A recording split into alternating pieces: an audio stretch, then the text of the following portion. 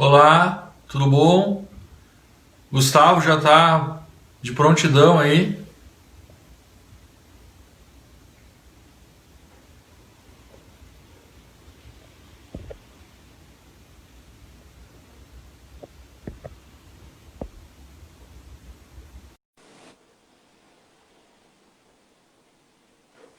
Já fiz o convite aqui pro Gustavo. Bom dia, Olá, Gustavo. tudo bem? Tudo certo? Tudo jóia, graças a Deus. Tudo bem. Maravilha. Já, eu acho que a gente já pode começar, Claro? né, Gustavo? Já sendo bem pontual, né? Até porque o Aham. nosso assunto é bem extenso e nós temos limitação de tempo, né? É, Instagram tem isso. Eu queria, assim, em primeiro lugar, agradecer tu ter aceitado o convite de a gente fazer essa live. Prazer. Tu é uma referência nesse assunto, já trabalha há bastante tempo com gestão de escritório de advocacia, né? Então, Uhum. o Gustavo é advogado e trabalha como consultor na área de gestão, marketing jurídico e planejamento estratégico para escritórios de advocacia. Acho que o Gustavo já tem bastante experiência nessa área. Inclusive, eu comentei com ele antes, eu olhei o Instagram dele, ele praticamente faz uma live por dia, já é craque, né? E isso se deve, né, Gustavo, ao momento que a gente está vivendo, que esse teu trabalho é muito importante porque não basta mais o advogado se preocupar com a tese jurídica e com o processo em si, Sim, né? A gente precisa ir além, né? sem sombra Então, de dúvida. a ideia de a gente tratar desse assunto, que é a gestão de escritório de advocacia, que é um tema bem amplo, Sem né? sombra de dúvida. Então, assim, já dando início, fazendo essa introdução, né? Eu Uhum. vejo que nós estamos num momento, todo mundo está acompanhando, de crise, um momento de incerteza, Uhum. a gente não sabe para onde nós vamos, né? É difícil a gente prever o que nós vamos precisar de habilidades para o futuro, né? E como tocar o negócio, né? O escritório é uma empresa, né? No sentido de tem suas despesas, tem que Uhum. faturar, tem que ter receita e como o escritório vai se posicionar frente ao mercado em razão dessa situação atual, né? Então, assim, Gustavo, para iniciar, se tu quiser te apresentar, né, que você vai falar, e já iniciando, qual é a importância da gestão para escritório de advocacia? Bom, em primeiro lugar, eu quero agradecer o convite, é um prazer estar aqui com vocês, realmente fazendo uma troca de experiências. Eu acho que sempre a gente pode. Eu entendo, né, que tudo na vida é uma troca, que nada é somente um ensinar, ou às vezes a gente tem um pouco mais de experiência num assunto ou no outro, mas é só isso. E a ideia de trazer um pouco de gestão, né, para a luz do nosso negócio foi algo que tu falou agora há pouco, que eu acho que tem tudo a ver com essa conexão. Nós vivemos num momento de incerteza. Sim, vivemos. Nós vivemos num momento de crise, tanto econômica quanto pessoal e sanitária. Sim, vivenciamos. Mas nós temos uma coisa, que não é que não saiu de moda, é que na verdade é uma bandeira que precisamos levantar. E ela não é uma bandeira única. Antigamente, a gente poderia dizer que a bandeira da gestão, a bandeira da tecnologia, a bandeira do marketing, seriam bandeiras que tu poderia levantar e dizer, bom, com essa bandeira eu vou me modernizar, com essa bandeira eu vou estar na advocacia 4.0, com essa bandeira eu vou conseguir chegar em algum lugar. Atualmente eu acredito cada vez mais em algumas palavras que o pessoal tem utilizado, eu já utilizo ela há bastante tempo, e acredito que elas vão nos levar para um patamar mais seguro, porque não é um patamar de certeza, mas é um patamar de maior segurança. Essas Uhum. palavras são multidisciplinaridade. O advogado não pode mais pensar que ele vai trabalhar sozinho. Ele tem que entender que o conceito dele hoje de trabalho está totalmente voltado a outras profissões, entre elas TI, entre elas psicologia, entre elas administração. Esses são pontos nevrálgicos. A tecnologia é outro ponto de fator essencial para que o advogado possa ter uma conexão maior com ele, com o mercado e com o que está acontecendo lá fora. Pesquisas recentes, quando eu falo recente, ainda foi do final da semana passada, demonstram que mais de 70% das empresas no Brasil acreditam que o processo de saída dessa crise passa pela inovação. E aí nós temos que entrar num ponto importante, porque as pessoas quando pensam em inovação, às vezes elas pensam, é aquela gurizada jovem que fica pensando coisa mirabolante e ganhando dinheiro. Isso não é inovação. Inovação é um processo sério e que passa nevralgicamente, essencialmente, por gestão. O processo de inovação ele é construído a partir de processos sólidos de gestão. Quando a gente não tem gestão de dados, né, que é a gestão da própria informação em si, que daí nós vamos cair na questão do software jurídico para escritório de advocacia, aí nós vamos cair na questão também da informação estruturada quando ele recebe a informação, quando o cliente dá a informação, não importa se é pessoa física ou pessoa jurídica. Nós vamos entrar daí também em outra seara, que é extremamente nevrálgica, que também faz parte do processo de inovação, que é a experience, ou seja, a experiência do cliente. Cada vez mais as pessoas estão entendendo, e as empresas estão entendendo, de que não adianta tu ter um marketing descolado, não adianta tu ter lá um youtuber, não adianta tu ter aquela questão de tá na crista da onda do que todo mundo está falando, se na verdade tu não proporciona para o teu cliente uma experiência diferente. Diferente e diferenciada. E é por isso que eu vejo que a gestão, cada vez mais, respondendo ao teu questionamento, ela é nevrálgica, ela é importante, ela é essencial. Porque sem gestão, eu não consigo proporcionar experiência nenhuma, nem interna, nem externa.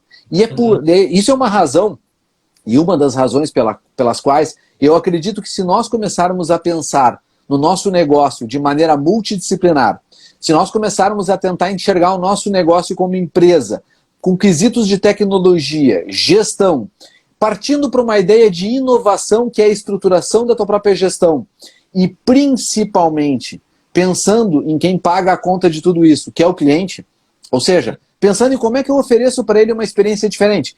Bom, Gustavo, eu atuo na área de direito empresarial. O que eu estou oferecendo para o meu cliente hoje que pode ser diferente do que todo mundo que atua na área empresarial está oferecendo? O que eu entrego que é diferente do direito?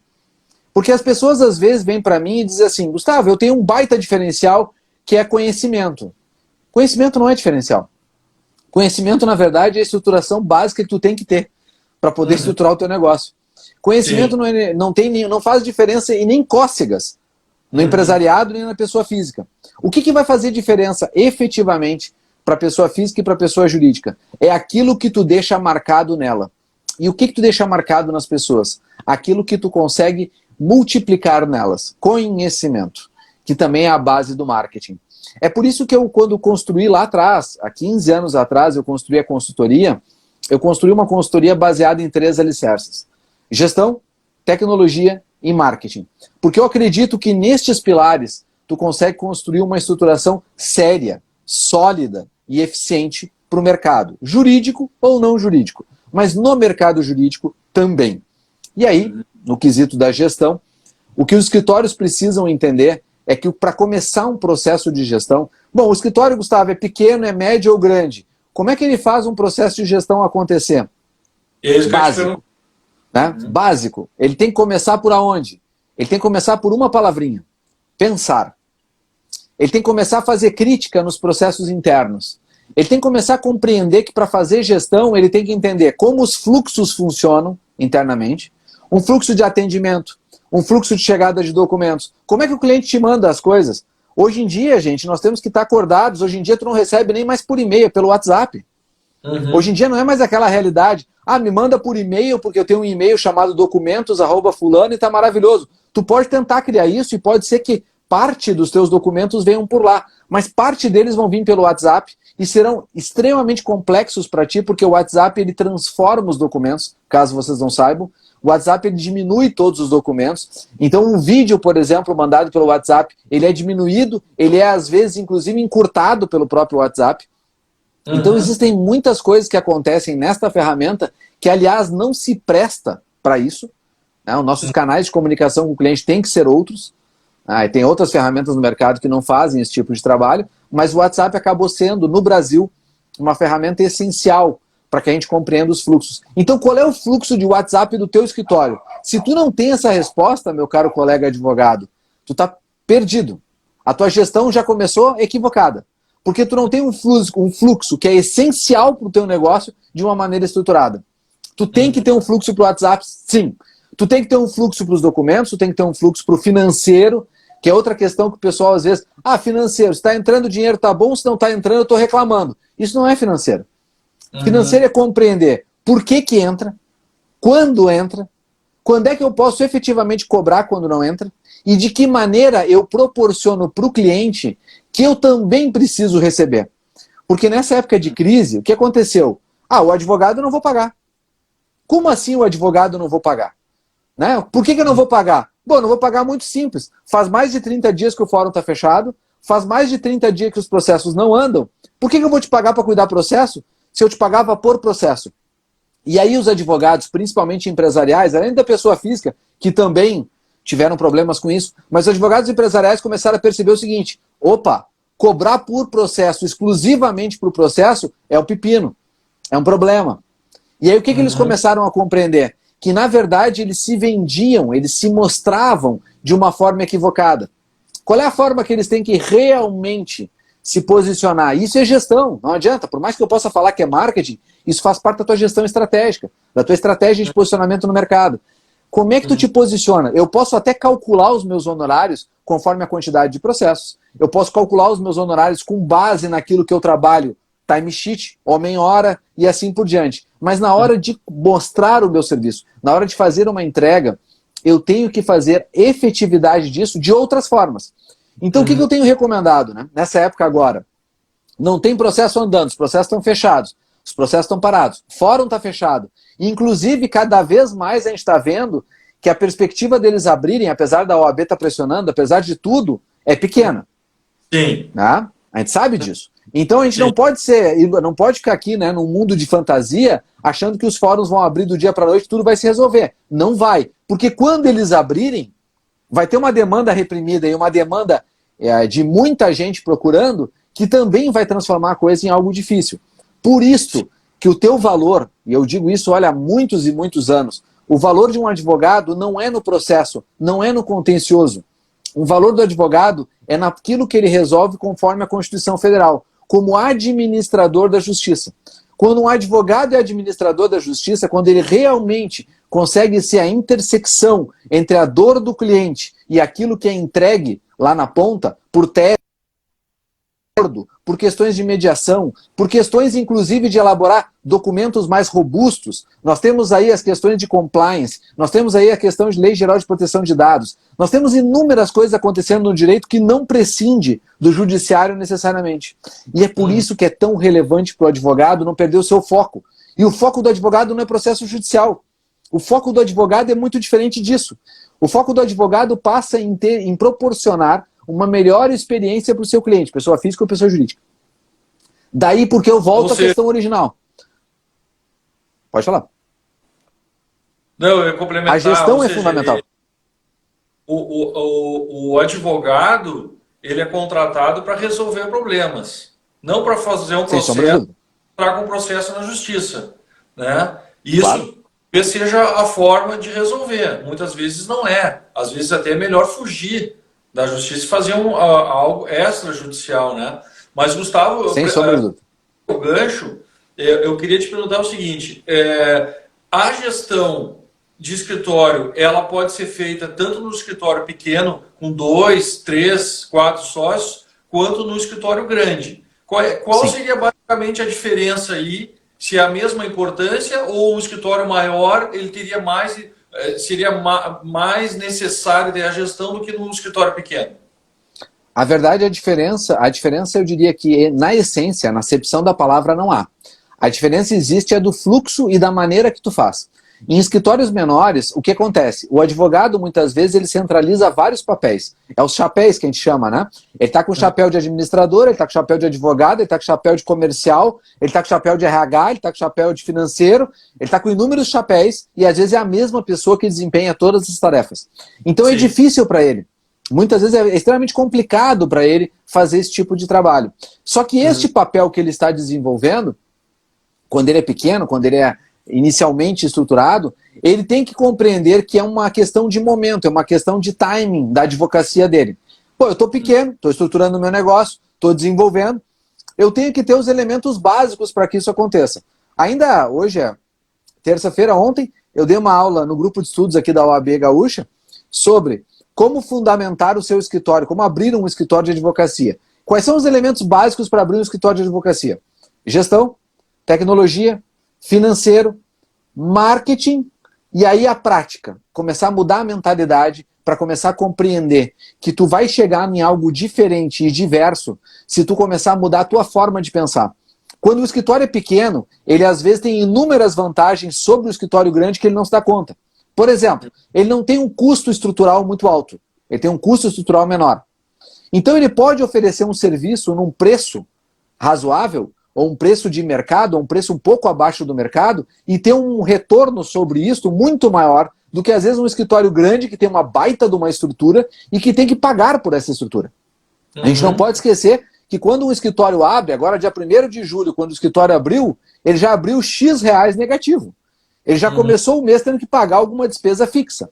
Então, para te ter o cálculo se isso é rentável ou não, muito além do faturamento, muito além do que entra, tu tem que ter a noção da rentabilidade do teu negócio. Isso é um fator essencial. Outro fator também para o escritório pequeno e para o escritório grande, ou médio, é que o escritório médio ou grande, muitas vezes, ele depende muito mais de terceiros do que dele. Então ele nasceu como um escritório pequeno, ele tem aquela filosofia, aquele DNA, que às vezes, ao longo do tempo, começa a se perder. E isso é um dos grandes problemas dos escritórios, porque eles acabam achando, não, eu sou o dono, eu acabo eu dando as ordens, ou eu comandando o negócio, e o negócio vai fluir. Mas, em fato, o negócio só flui se tu treina de forma constante, se tu mostra os valores em toda a cadeia produtiva do negócio. Os valores não podem estar só nos advogados. Os valores têm que estar na moça do cafezinho, na mulher da limpeza, tem que estar em todos os lugares do negócio. Porque os valores que permeiam o escritório como um todo, eles levam o escritório a todos os lugares. Quem te vende, entre aspas, quem vai fazer o teu marketing, é justamente quem trabalha lá. Porque se tu, o dono do escritório, disser que o teu escritório é o melhor, ninguém vai acreditar nisso. Afinal de contas, é tu mesmo que está dizendo do teu próprio negócio. A partir do momento em que outras pessoas referenciam o teu negócio, opa, tem mais gente falando sobre isso. Por isso que a gente fala em marketing, em estratégia, que não tem coisa melhor que a indicação. Não tem. Mas aí tem um fator. Né? Não tem, tem um fator aí preponderante. Como é que eu incentivo as pessoas a me indicarem? Né? Como é que eu faço isso? Como é que eu mostro para as pessoas o que eu posso fazer? Aí vem a técnica de atendimento, tempo de resposta, e aí nós entramos na gestão de novo. Por quê? Porque se eu não tiver uma gestão de atendimento que passa pelo WhatsApp, que passa pelo Telegram, que passa pelo e-mail. Eu tenho clientes hoje que recebem uma média de às vezes 100 e-mails por dia para responder. Se ele não monta um time, se ele não monta uma automação, se ele não monta uma estratégia, como é que isso vai funcionar? Né? Nós tivemos aqui uma colega que colocou ali, mostrar para o cliente todos os processos. Aí nós temos uma questão de dificuldade, que eu diria que é o seguinte. Steve Jobs tem uma frase muito boa para isso, e eu acho que ele responde bem a esse questionamento. Ele dizia para ele, quando perguntaram sobre o iPad, e disseram, tu criou uma ferramenta que não é um celular e que não é um computador. Por que que tu acha que alguém vai achar utilidade para isso? E aí ele disse a seguinte frase, né? É uma frase bem icônica. Ele colocou o seguinte, eu não crio coisa para que as pessoas querem, eu crio coisa que elas não sabem que elas querem, para elas gostarem. Perfeito. Lógico que daí nós estamos naquela questão da genialidade, etc, etc. Na advocacia, por que eu peguei esse paralelo? Porque, gente, nós temos que tomar um cuidado muito grande. Quem é que é o técnico? É o advogado. Tu foi contratado para resolver o problema do cliente. Então, o que tu tem que entregar para o cliente? É uma solução, uma informação que seja, em primeiro lugar, inteligível. Não adianta entregar para o cliente o concluso, um parecer do perito, uma questão que tu vai recorrer porque a tese jurisprudencial é a melhor do mundo. Nada disso adianta. Nós temos que entregar para o cliente uma coisa que ele entenda e que seja lógica, que tenha nexo causal. Por isso que a frase assim que foi colocada, mostrar para o cliente todos os processos, ela pode ser um problema. Sim, porque Gustavo, dependendo, né, da forma que tu fizer isso, estrategicamente vai ser um tiro no pé. Sim, Gustavo, Eu acho que assim, ó, nessa primeira parte, o conceito e a importância de gestão, tu abordou muito bem. E quando a gente começa a te ouvir, a gente vê o universo de coisa que a gente tem que fazer dentro do escritório para organizar e preparar para o futuro, Sem né? sombra de E dúvida. aí eu te pergunto assim, ó, que a gestão a gente já viu que é indispensável, Uhum. né? Tanto financeira, fluxo, isso é importante, né? E aí eu te pergunto o seguinte, quais ferramentas a gente teria à disposição, os advogados têm, para auxiliar na gestão? Nós temos hoje, e eu acho que isso é uma pergunta muito pertinente, a questão de nós pensarmos a ferramenta, e eu acho que a palavra é essa, ferramenta, ela serve para o advogado. Isso é uma ferramenta. Ela é um instrumento que serve para o advogado. E não pode ser o inverso. Então, uma das ferramentas que o pessoal mais fala e que tem muita dúvida e muito anseio é o software jurídico. Né? E no software jurídico eu posso dizer para ti assim, nós temos hoje inúmeros, mas inúmeros softwares bons no mercado. Nós temos muita coisa também de automação dentro da advocacia de forma excelente, que são os famosos robôs. Nós Uhum, temos uma entrada atualmente da inteligência artificial vindo para a advocacia somar na advocacia. Só que uhum, tudo isso não serve para nada se tu não tiver uma gestão bem estruturada e uhum. utilizar realmente o software como ferramenta. E aí Sim. eu entro no quesito, de novo, da utilidade. Ou seja, a tecnologia tem que ser útil. O que eu quero dizer com isso em bom português? Se vocês que são um escritório pequeno, por exemplo, Gustavo, eu sou um escritório, exército de um homem só, um advogado, dois advogados, um escritório pequeno. Eu vou comprar um software, eu quero ter um software com muita automação. Tu vai pagar caro por isso, pelo tamanho do teu negócio. Agora, tu é um escritório médio, tu já precisa de mais automação, por quê? Porque é uma coisa que pode parecer até para alguns ofensivo, mas não é ofensivo. Eu quero voltar aqui que eu estou falando de tecnologia. Mas é o seguinte, antigamente a gente perguntava, quando a gente crescia, quantas pessoas eu preciso? A pergunta hoje é diferente. Quanto de tecnologia eu preciso para não contratar pessoas? Essa é a verdade. E Ô, aí as Gustavo, pessoas se ofendem com isso, né? sim, sim, isso é perigoso, até as pessoas exato se ofendem e dizem, ó, tu está sendo contra, tá dando prioridade para o computador, né, para a máquina. Mas assim, ó, e aí pegando esse teu gancho, tá? Eu vejo que cada vez mais os software que peticionam, eles estão Aham. na moda e estão sendo implementados nos escritórios. Sim. Na tua visão, qual é o benefício e eventual prejuízo ou, né, que esse tipo de software pode trazer para o escritório? Bom, o peticionamento eletrônico ele é uma das ferramentas hoje que já estão em softwares pequenos. Tem software aí de R$ 100 que faz isso, de uma forma simples, tá? Mais fácil. Nós temos softwares intermediários na casa aí dos R$ 500, mais ou menos 400, 500, às vezes até por 300, mas dependendo do tamanho do escritório, mas nessa faixa entre 400 e 600, vamos botar assim, tu tem software que já faz um nível de peticionamento muito bom, separado por área, separado por tipo de processo, num nível bem interessante. E nós temos aí num nível bem mais top, né, acima de R$ 1.000 por mês, nós temos softwares que fazem outros tipos de automação muito boas. A pergunta volta à origem. Para que eu quero automatizar isso? E aí vamos pegar de novo um exemplo prático. Vamos pegar a cadeia produtiva de um escritório de advocacia pequeno, médio e grande. A cadeia produtiva de um escritório pequeno.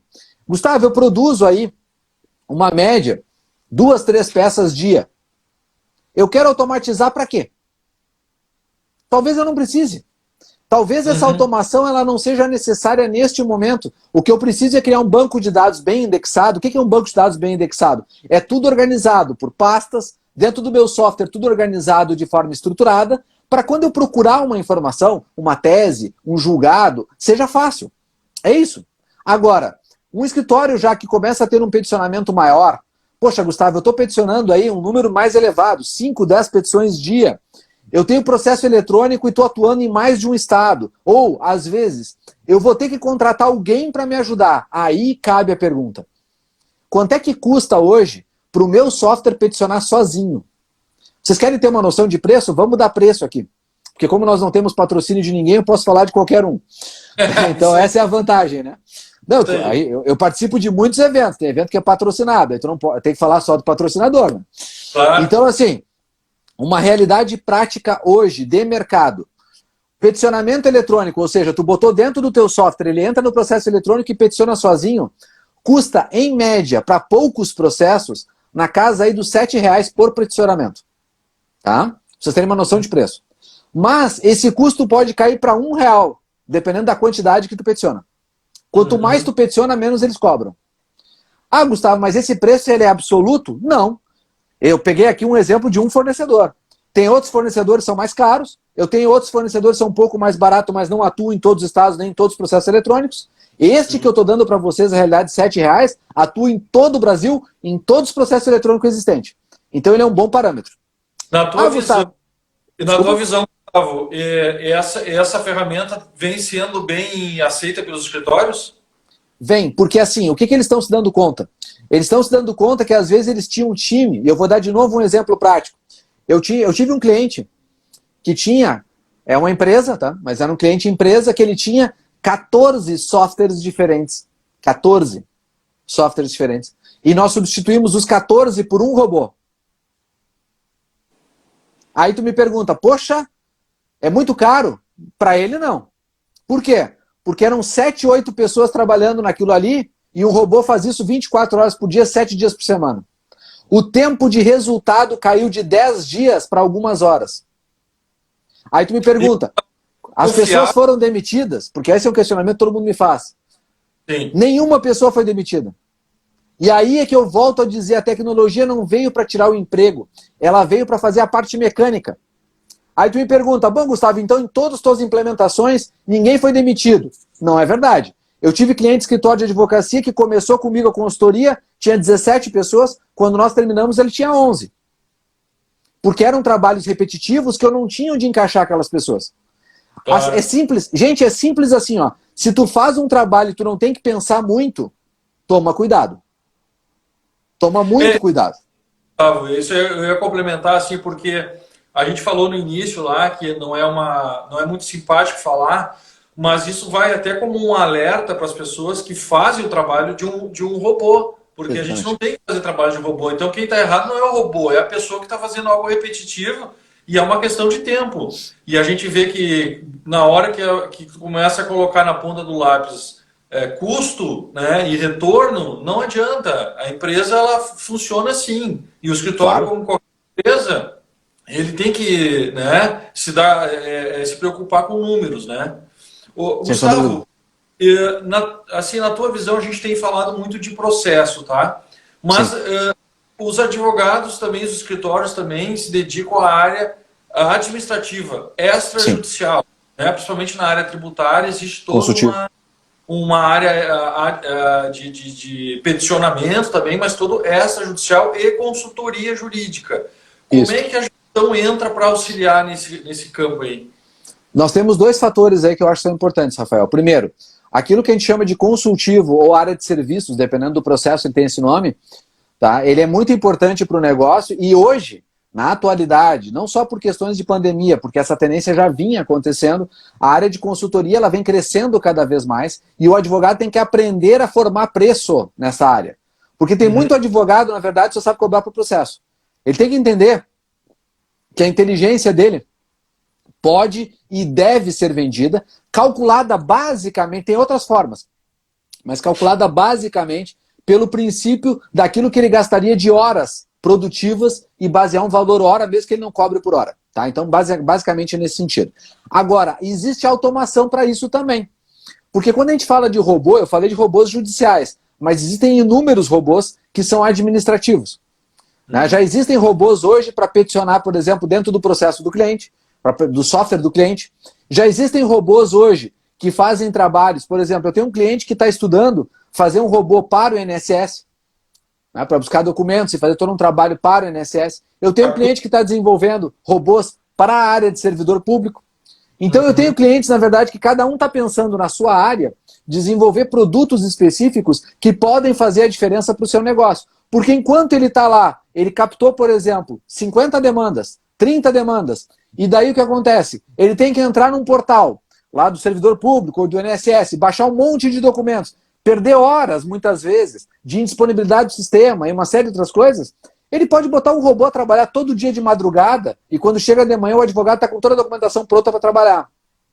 Isso economiza muito além do serviço de uma pessoa. Isso economiza tempo. E a gente tem que lembrar que tempo é dinheiro. Então, na área administrativa, hoje nós temos muito material técnico, embora na área judicial está muito mais pronto do que na área administrativa. Na área administrativa está sendo construído. Na área judicial já tem muito robô pronto. Né? É uma diferença bem grande. Hoje, se um advogado chegar para mim, Gustavo, eu quero fazer peticionamento no judiciário. Tem um monte de empresa que já faz. Eu quero fazer, por exemplo, captura de publicações em processos que não publicam no Diário Oficial. Já tem empresas que fazem isso. Eu quero fazer, por exemplo, captura de andamentos para atualizar o meu sistema para informar para o meu cliente. Todo esse caminho os robôs já fazem. Agora, quando eu falo, daqui a pouco, de um Detran, quando eu falo de um servidor público, quando eu falo de coisas específicas, muitas vezes eu tenho que construir. E aí tem uma relação custo-benefício, né, que eu acho que isso também é bastante relevante. Gustavo, a gente vem falando aí da gestão, a importância dela, aplicação prática, processo eletrônico, mas assim, ó, antes de tudo isso, o que eu me parece assim, que é importantíssimo, e isso pega no negócio, no dia a dia, é o planejamento estratégico.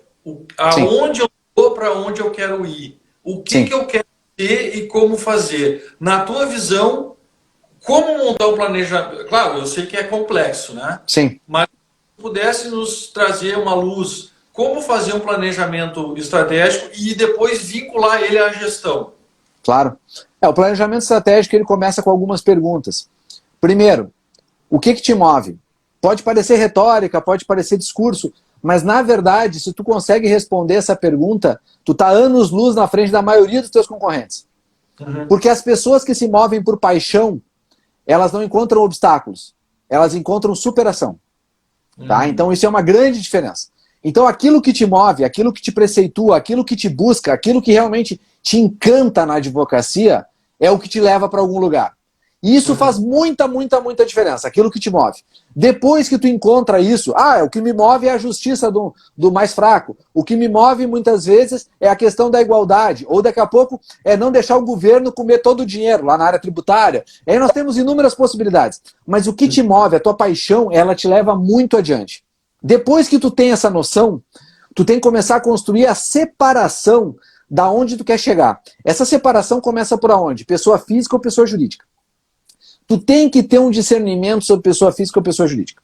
Se tu não tiver esse discernimento, tanto para o marketing quanto para o planejamento estratégico, tu vai ficar completamente perdido. Eu quero atuar para pessoas físicas e para pessoas jurídicas. Não tem problema. Mas para uma delas tu vai ter que dar proeminência. Para uma delas tu vai ter que fazer o teu marketing, a tua estruturação e o teu planejamento de uma forma mais recorrente.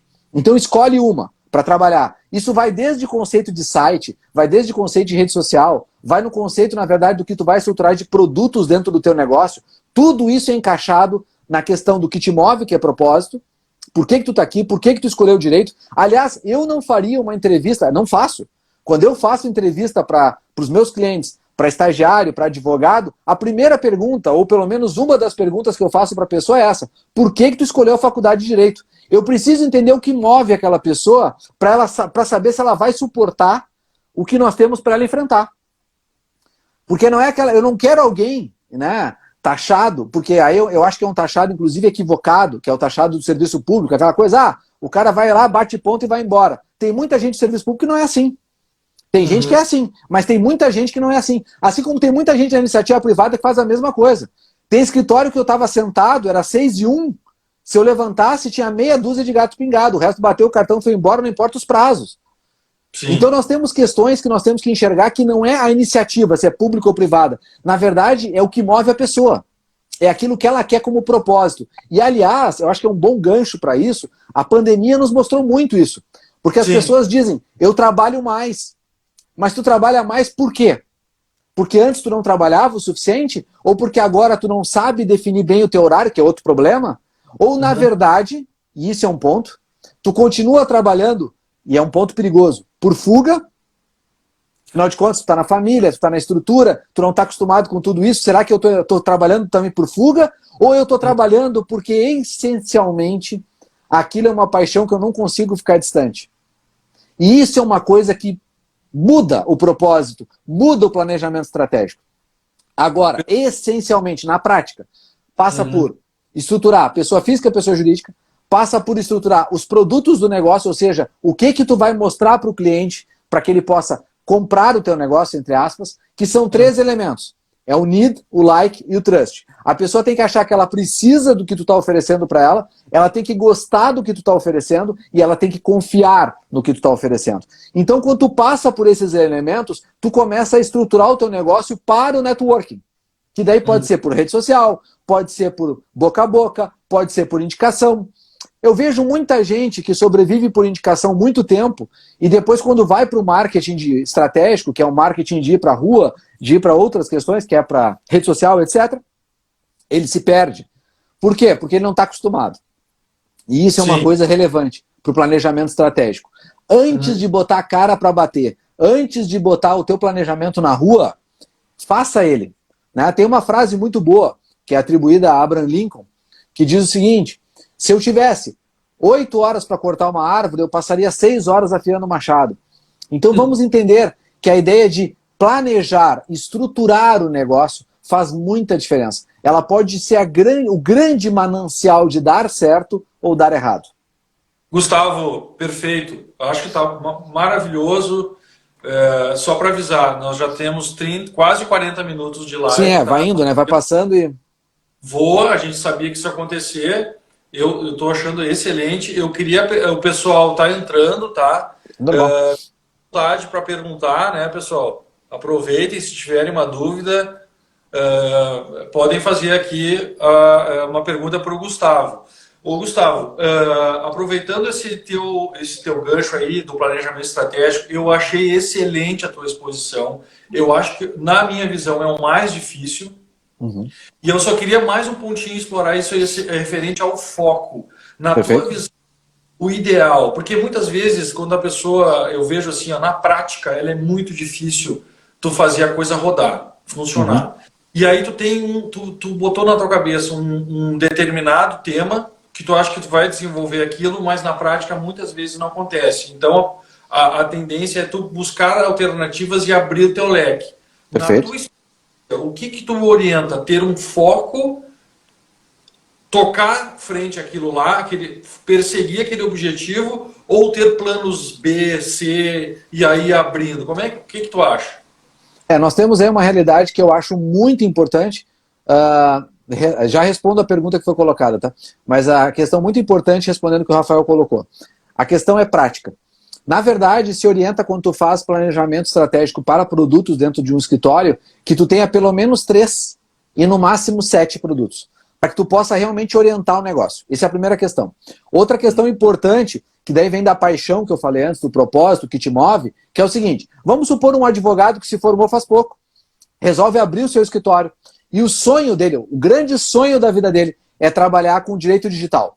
Só que ele abriu um escritório agora. Como é que ele vai trabalhar com direito digital? Ele não é nem conhecido nessa área, de repente ele não tem nem toda a estruturação para que isso aconteça, etc, etc, etc. Ele vai ter que ter o que eu chamo de comer, né? Ele vai ter que fazer o direito dar resultado para poder alimentar a barriga. Mas, se ele tem propósito, se ele tem foco, ele consegue chegar lá. E esta é a grande diferença. Eu vejo alguns advogados que às vezes têm foco ou têm sonhos, e direito digital é um deles, lei geral de proteção de dados é outro, e outros focos que estão surgindo aí, e as pessoas me perguntam: Gustavo, como é que eu faço? Bom, tu quer trabalhar com lei geral de proteção de dados? Vai fazer um curso, vai se tornar um DPO primeiro, vai estruturar, na verdade, hoje tem certificações, sim, nós temos aqui no Rio Grande do Sul acesso para o que faz isso, nós temos o material lá da Privacy Academy, do Marcílio, que é excelente, é um curso maravilhoso. Nós temos muito material hoje estruturado no mercado que pode te dar conhecimento para tu trabalhar nesta área. Agora, tu quer trabalhar numa área como essa, quer trabalhar numa área de compliance, quer trabalhar numa área tributária, tu não vai conseguir trabalhar sozinho. Tu vai precisar daquela multidisciplinaridade que eu falei antes.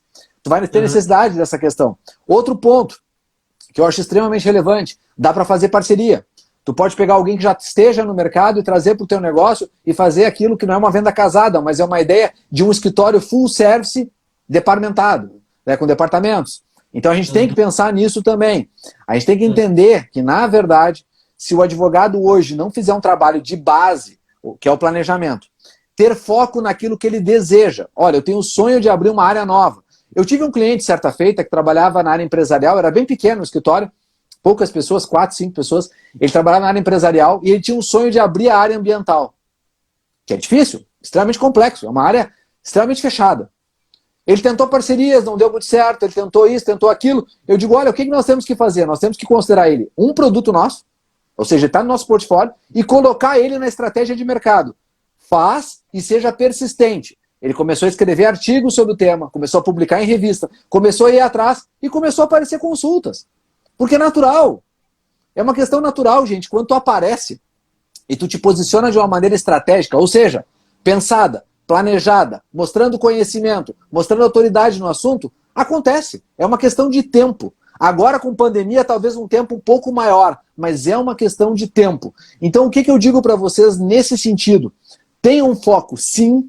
Né? Sêneca disse isso há 2000 anos atrás. Se tu não souber para onde está indo, nenhum vento vai te ser favorável. Tenha um foco. Agora, vocês têm que comer. Então, o que eu digo? Tu vai ter que trabalhar com áreas que, de repente, não são aquelas que tu gosta mais, ou daqui a pouco não são as áreas mais rentáveis do mundo para ti, para que tu possa fazer o escritório girar, a famosa roda da advocacia, que leva de 3 a 5 anos para dar resultado, e tu poder fazer o escritório permanente. Outra questão que é motivacional aqui para quem está nos escutando. Importantíssimo. Gente, se o teu escritório já tem mais de 3 anos, ou já tem mais de 5 anos, e agora ele está numa baixa, ele está numa down, porque a questão do mercado está difícil, etc., não desanima. Escritórios menores têm muito menos chance, escritórios mais recentes têm muito menos chance, porque com 3 ou 5 anos tu já virou a roda. Tu já está recebendo para processos que tu já entrou há muito tempo e tu já tem possibilidade de recebimento. Não é a hora agora de esmorecer. A hora agora é de planejar, estruturar, aproveitar às vezes que não tem prazo e colocar a tecnologia dentro do escritório, aproveitar que os prazos estão suspensos e trabalhar em cima do planejamento estratégico. O momento realmente ele é importante para a parte estratégica. E aí eu gostaria de responder a pergunta que a colega fez ali, só para não perder o foco. É necessário fazer blog e site para captação? Blog e site são referências, tá, do marketing eletrônico. Eles sozinhos não fazem muita coisa. Assim como rede social sozinha também não faz muita coisa. O pessoal tem uma ilusão, e tem gente vendendo isso no mercado também, mas é uma ilusão de que eu vou abrir um site, vou fazer leads, vou fazer compartilhamento em rede social e daqui a pouco eu vou ter milhares de seguidores. Gente, vocês não rebolam pelado. Vocês são advogados. Vocês não estão lá fazendo o que um youtuber faz, que é fazer algo engraçado. Vocês não estão contando piada. Então as pessoas, na verdade, vão buscar vocês quando ela tem um problema. Esse é o papel do advogado. Se ele não demonstrar conhecimento, inclusive de forma orgânica, estruturada, que é o que está dentro do código de ética, o que vai acontecer na prática? Além dele cometer infrações éticas, ele vai ter problemas com a própria OAB e ele vai ter problemas para quê? Para se autopromover. Porque é isso que ele vai acabar fazendo. Então nós temos que entender, ter um site e blog é importante? É, desde que tu atualize. Isso é fundamental. Se tu não atualizar, não adianta para nada. Entrar no teu site, o último artigo foi há 2 meses atrás, não adianta. Tira a parte de artigos. Agora, se tu atualiza ele de uma forma permanente e com as redes sociais, isso acabou se transformando em algo que tem que acontecer praticamente toda semana, se não diariamente, eu diria que aquele que atualiza semanal já está em desvantagem, mas pelo menos está na crista ainda da onda. Agora, aquele que não atualiza nem semanal, esquece. Tem que atualizar pelo menos de forma semanal. Site, blog e redes sociais. Tu não fazer intersecção com as redes, quer dizer, tu não ter conteúdo no Instagram que remete para o teu site, não ter conteúdo que remeta para o teu canal no YouTube, não ter essas ferramentas de integração, não adianta. Da mesma forma aqui, o colega colocou ali o planejamento estratégico no departamento jurídico também é fundamental. Também é fundamental. No departamento jurídico é pior ainda, né? Porque ele depende do planejamento da empresa. Ele tem que planejar de 2 formas. Tá? Departamento jurídico, eu também atuo para departamentos, a gente tem que entender que ele tem que planejar de 2 formas, porque ele tem 2 clientes, mais do que um escritório. O escritório também tem, mas o escritório não vê isso de uma forma muito clara. O escritório tem o próprio escritório como cliente e o cliente. O departamento jurídico tem a empresa como cliente, o cliente da empresa e o terceirizado, muitas vezes. Então o departamento jurídico tem que ter foco, espinha dorsal, entender que para onde a empresa está indo, para ele estar alinhado ao conteúdo da empresa. Ele tem que ter um foco nos problemas internos da empresa, para ele ser estratégico para o dono da empresa, para poder oferecer soluções que resolvam o interno da empresa e ele começar a ser partícipe disso. E é por isso que os departamentos jurídicos hoje estão sendo convidados a participar da parte de compliance, estão sendo convidados a participar da parte de Lei Geral de Proteção de Dados, estão sendo convidados hoje a serem estratégicos, e o departamento jurídico tem que cuidar do terceirizado para que o terceirizado não peque, não entre contra estes princípios que ele está trabalhando. Porque não pode o terceirizado ficar botando nas costas do departamento e dizer o seguinte: tu não me entrega subsídio, é por isso que eu não faço direito. Então quem sabe tu me ajuda a conseguir o subsídio que eu não estou conseguindo. Quem sabe tu vem para o meu negócio e me mostra como fazer, porque eu não estou encontrando a solução. É por isso que um escritório de advocacia, quando tem foco, tem paixão pelo que ele faz, ele não encontra obstáculo. Ele encontra as soluções. Uhum. E é por isso, respondendo a pergunta, para não ficar sem isso, o escritório compartilhado não cai a credibilidade do advogado, é um escritório próprio. Bom, aí nós temos uma visão de mercado, tá? A pessoa, o nome do Insta é Busque os Seus Direitos, eu não sei o teu nome. Mas assim, respondendo, a questão é o seguinte: se tu tem um escritório hoje num coworking, vamos entrar primeiro para a questão ética. Isso é vedado? A priori, não. Mas isso é um entendimento. Eu, Gustavo, já tive esse debate, inclusive, dentro da própria OAB, em questões... Milena, prazer, Milena. Gustavo. Então nós temos assim, nós temos hoje um debate forte dentro da OAB porque não é pacífico. Existem conselheiros, existe pessoal da fiscalização que entende que a ideia de coworking pode se tornar algo que não é, que seria vedado pelo Código de Ética. E existem pessoas como eu e outros dentro da OAB que entendem que não tem problema. Então não é algo pacífico. Agora tu está perguntando, a tua pergunta é diferente. A tua pergunta é: isto não dá credibilidade ou descredenciamento em relação ao mercado? E aí eu vou te dar uma resposta dividida em duas partes. Tu vai ter uma parcela do mercado, old school, velha escola, que entende sim que eu preciso de um escritório de mármore, que eu preciso da mesa bonita, que eu preciso de uma estrutura. E tu vai encontrar os escritórios menores, com preceitos de inovação, com os seus puffs, com a sua cerveja disponível no meio da sala, que hoje pertencem à nova escola, que participam. É, Gustavo? Com certeza. Né? Mas é aquela ideia do quê? Aquela ideia de trazer o conceito maior. Né? O conceito que eu não preciso mais de uma estrutura gigante para poder manter um bom serviço. E eu vou dar a ideia para vocês. Eu faço parte do Hub One. O que é o Hub One aqui em Porto Alegre? É um hub de inovação que foi criado no final do ano passado, em que nós temos em 5 andares num prédio aqui, no bairro Auxiliadora, nós temos vários e vários. Nós temos escritório de advocacia, nós temos consultorias como eu, nós temos pessoal de inovação, nós temos pessoal de investimento, nós temos pessoal de diversas áreas, nós temos a Fevale, que virou nossa parceira e veio fazer lá, o Fevale Tech Park hoje está no Hub One. Nós temos inúmeras situações, quer dizer, o escritório de advocacia ali, ele está diferente, ele está ali estruturado. Né? Tá aí o Gabriel que não me deixa mentir sozinho. Né? O Gabriel também faz parte. Então nós temos hoje, gente, uma questão que é diferencial na advocacia. E isso não pode ser considerado um problema. Só que vai ter empresas ou vai ter pessoas que vão dizer: eu prefiro um escritório com mesa de mármore. Então isso vai existir. Só que isso não é uma tendência. A tendência, Milena, quem está nos escutando, a tendência é o contrário. A tendência é a inovação, a tendência é o menos ser mais. A tendência é a simplicidade, a tendência é tu reduzir custo.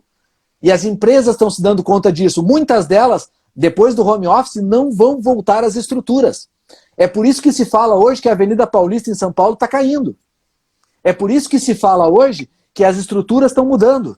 E nós temos que ter essa dimensão. E essa dimensão vai nos levar ao quê? Ao chamado novo normal. O novo normal passa pela simplicidade, o novo normal passa, inclusive, eu acho que é uma coisa importante de ser dita, que as empresas e os escritórios estão buscando, e os escritórios, eu digo pessoas físicas, estão buscando o quê? Resultado. Transparência, concordo, Miriam. Maiara, desculpa. Concordo. Transparência. E a transparência passa pelo quê? Passa em a gente ser honesto na hora de dizer que eu estou cobrando sim. Ou que eu estou dizendo para o meu cliente que neste momento eu não vou cobrar, mas eu deixo claro que é neste momento que eu não estou cobrando. E quando eu tenho essa transparência, essa verdade, essa entrega para o meu cliente percebe, poxa, esse advogado é bom, esse advogado tem valor, esse advogado sabe se dar valor. Porque o negócio não é tu fazer honorários pequenos, o negócio é tu mostrar o quanto o que ele está pagando e o quanto ele está recebendo. Porque isso faz um binômio realmente inteligente e interessante. Gustavo, perfeito. Na tua visão, e a gente já está se encaminhando para o final, infelizmente, tá? Tá extraordinário. Eu acho que assim, o teu trabalho ele é essencial para nós, advogados, tanto em escritório pequeno, médio, grande, independente do tamanho, ou departamento jurídico. Qualquer um que atue na área jurídica, o teu trabalho é essencial e hoje é uma tendência, né? O que me parece, assim, eu queria ver se tu concorda, é que a tecnologia está vindo nesse momento para auxiliar os advogados a demonstrarem o seu potencial, né? Mas e democratizar os escritórios de menor porte e pequeno porte, ou seja, viabilizar que eles acessem mercados que há um tempo atrás eles não conseguiriam. Na tua visão, hoje, não seria mais uma oportunidade ser um escritório bem rentável, de pequeno porte e tendo um acesso através da tecnologia, como uma estratégia, não seria isso uma viabilidade né, algo a se pensar? Sem sombra de dúvida. A dificuldade disso, e eu acho que a pergunta, para ser respondida, ela volta para um princípio básico, que é o quê? O que eu quero, eu concordo, mas eu tenho que entender da multidisciplinaridade. E aí nós entramos que o tamanho talvez cresça. Então um escritório hoje, dependendo da área que ele quer atuar, dependendo da forma que ele quer ser, ele vai conseguir essa estratégia de maior rentabilidade. E ele vai conseguir que a tecnologia seja uma aliada se ele for estratégico primeiro. Então um escritório que nasce pensando nas coisas novas, um escritório que nasce buscando o direito de uma forma diferenciada, ele sim vai conseguir papéis diferentes. O problema é que muitos escritórios, na grande maioria das vezes, não conseguem utilizar a tecnologia, eles são usados pela tecnologia. É aquela coisa, ele faz a pergunta errada. Qual é a pergunta errada? O que o teu software oferece? Essa é a pergunta errada. A pergunta certa é, eu tenho isso aqui, o teu software resolve? Essa é a pergunta certa. É a mesma coisa para o cliente. Qual é a pergunta errada para o cliente? Ah, eu tenho para te oferecer isso aqui. Essa é a pergunta errada. Qual é a pergunta certa para o teu cliente? O que tu tem que oferecer para o teu cliente? Eu sei quais são as tuas dores. Eu sei quais são os teus problemas. E eu sou a solução. E é por isso que daí quando tu utiliza ferramentas como a jurimetria para entender os julgados, entender como é que as empresas estão se portando, entender como é que o judiciário está se portando, entender como é que o mercado está se posicionando, tu consegue oferecer para situações similares de mercado coisas iguais ou coisas diferentes. Eu consigo chegar hoje em determinados tipos de empresa e dizer para elas, olha, eu sei que o teu gargalo, o teu calcanhar de Aquiles é a hora extra. Como é que eu sei disso? Porque eu estou vendo os julgados, estou vendo que tu está perdendo. E estou vendo que, na verdade, não é que o advogado esteja fazendo um trabalho ruim, é que o foco, quando tu está perdendo demais no judiciário, não é resolver no judiciário. O foco é resolver na origem. Exato. É aquela questão que eu tenho que mostrar que o meu conhecimento de jurídico, o meu conhecimento como advogado, vai muito além do processo. Se o processo não resolve, beleza. Isso é tão antigo que quando eu advogava lá nos anos 90, já era assim. A relação custo-benefício. O processo custa quanto? Quantas pessoas entram? A gente calculava. É pouca gente? Continua fazendo, fazer o quê? Eu vou melhorar o processo para quê? Se na verdade o meu custo está bom. Agora, o que as empresas se deram conta que hoje está mudando, tá? Hoje essa mentalidade está mudando. No Brasil, lentamente, mas está mudando. Elas estão se dando conta que quando elas fazem esse tipo de trabalho e elas não causam uma boa experiência no cliente, elas estão perdendo o mercado. E aí elas estão começando a criar outros conceitos de valor, que não é só o monetário. Hoje um escritório de advocacia, e aconteceu aqui, vocês viram, aquele caso agora, no Rio de Janeiro, ontem, ou anteontem, da mulher lá que falou que era engenheira, não sei o quê, e foi demitida no mesmo dia. Porque as empresas não aceitam mais o quê? Eu não posso associar minha marca a uma coisa negativa. Olha o que o Facebook perdeu de dinheiro, gente. O Zuckerberg caiu da primeira ou segunda posição de ganhos mundiais de pessoa física para a 4ª posição em algumas horas. É isso que nós incrível. estamos falando. É isso que nós estamos falando. Tá tudo muito rápido. Gustavo, preciso encerrar, senão o Instagram vai Sim, cortar. o Instagram nos corta, né? Uhum. Eu te agradeço imensamente, eu agradeço a presença de todos aqui. Para mim foi uma alegria e foi um aprendizado estar contigo aqui no mundo virtual. Particularmente me trouxe várias informações essenciais. Tu é um excelente parceiro de negócio, um excelente profissional. Muito obrigado, viu? Eu que agradeço, foi um prazer trocar ideias com vocês. Agradeço a todos que participaram ativamente. É muito bom isso, a gente poder ter esse feedback, né, na hora. Realmente é muito bom. Me coloco à disposição para conversar, para trocar ideias e sempre trazer material aí para que todo mundo possa, né, fazer aquilo que eu gosto muito, que é pensar. Acho que é aí que a gente se diferencia, aí que a gente cria coisas novas. Muito obrigado. Gustavo, estão no Instagram, se quiserem acessar e buscar informações sobre a consultoria dele, o Gustavo está disponível. Com certeza. Consultor Gustavo Rocha, fiquem à vontade para entrar em contato no Instagram, WhatsApp, Telegram, estou à disposição. É um prazer, realmente. Obrigado, gente. Até uma próxima. Obrigado. Um abraço, viu? Bom dia. Grande abraço. Tudo de bom. Até uma próxima. Tchau, pessoal. Obrigado. Tchau, tchau.